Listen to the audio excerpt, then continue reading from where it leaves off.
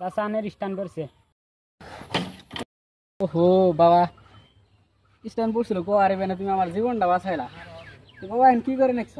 বিয়ে পাশ করি এঙ্গা বর্তমানে যেন ঘরতেই বসে আছি। ও তাহলে বেকার না? তাহলে উড়ো কিবা একটা কামের ব্যবস্থা করে দেই তোমার, উড়ো।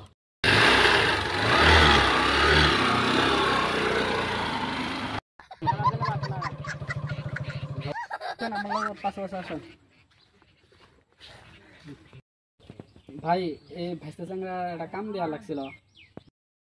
কাম তো আছে, এটা কামলা কাম করতেছে, আড্ডা লাগে আমার কাম। তুই আসেন কামটা দেখা দিই।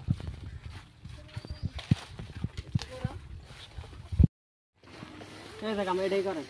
এই কাম দিলাম। হ্যাঁ এটাই করেন। कौन है ये लोग? कहां से आते हैं? ওরা ভাই কাম তো শেষ হয়ে গেল, সেটা দিয়ে দেন। তো টিয়াটা নিয়ে গেছে গা। তো আমি চিনি না কাহা সে আমার কামটা মিলি দিছে। গাহার তো পয়সাটা নিয়ে গেছে গা। এ হে কাহা তো আমাকে ঠহাইলো। এ হে কাহা তো আমাকে ঠহাইলো।